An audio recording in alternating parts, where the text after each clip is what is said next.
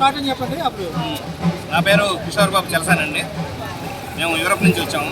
ఈ NRI TDP తరఫున మేము యూరోప్లో 10 దేశాలు కలిసి ఒక టీమ్గా ఏర్పడి చంద్రబాబు నాయుడు గారు ఇచ్చిన జన్మభూమి స్ఫూర్తితో మన ఆంధ్రప్రదేశ్ భవిష్యత్తు కోసం ఆంధ్రప్రదేశ్ బాగుపడాలని, ఆంధ్రప్రదేశ్ రక్షించాలనే ఉద్దేశంతో ఇక్కడ కొంత ప్రచారం చేసి ఉడతా భక్తిగా మా వంతు సాయంగా మేము ఇక్కడికి వచ్చాము.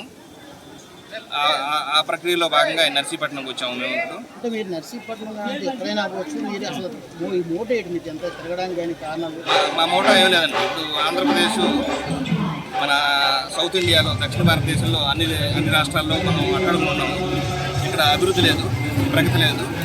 ఇక్కడ అభివృద్ధి ప్రగతి వచ్చినప్పుడు, ప్రాస్పరిటీ ఉన్నప్పుడు మనం రాష్ట్రం ముందుకెళ్తుంది, మిగతా రాష్ట్రాలతో పోటీ పడగలుగుతాం.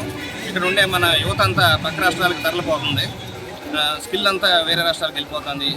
మన ఆంధ్రప్రదేశ్లో మిగిలిన వాళ్ళందరూ మన హైదరాబాద్ కానీ, బెంగళూరు కానీ, చెన్నై కానీ, పూణేకి వెళ్ళిపోతున్నారు. ఈవెన్ చిన్న చిన్న జాబులు చేసుకునే వాళ్ళు కూడా ఇక్కడ ఉంటున్నారు, హైదరాబాద్కి వెళ్ళిపోతున్నారు. ఈ రాష్ట్రం ఇట్లా వెనకబడిపోయింది కాబట్టి అభివృద్ధి.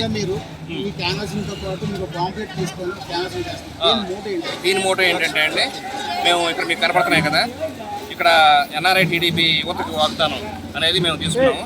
దాంట్లో ఒక తెలుగుదేశం అధికారంలో వచ్చినాక 1,00,000 ఉద్యోగాలకి, అధికారంలో వచ్చినా రాకపోయినా మా ఎన్ఆర్ఐ టీడీపీ తరఫున 1,00,000 ఉద్యోగాలకి మా వంతు సహకారంగా యుఎస్ఏ కానీ, యూరోప్లో ఐర్లాండ్, యూకే, ఈ Scandinavian countries, Denmark, Sweden, Finland, Switzerland, Australia, Canada, ఎక్కడైనా సరే అన్ని చోట్ల మాకు నెట్వర్క్ ఉంది.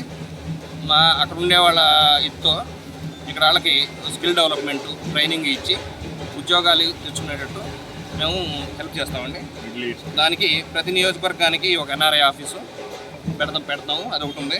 దాంతోపాటు 24 గంటలు హెల్ప్ లైన్. సో ఈ ప్రోగ్రామ్స్ అడిషనల్గా ఉంటాయి. సో ఇది మా ఎన్ఆర్ఐ టీడీపీ ఉద్దేశం, మా ఆబ్జెక్టివ్, మా టార్గెట్. యూత్కి మీరు ఇచ్చే సందేశం ఏంటి?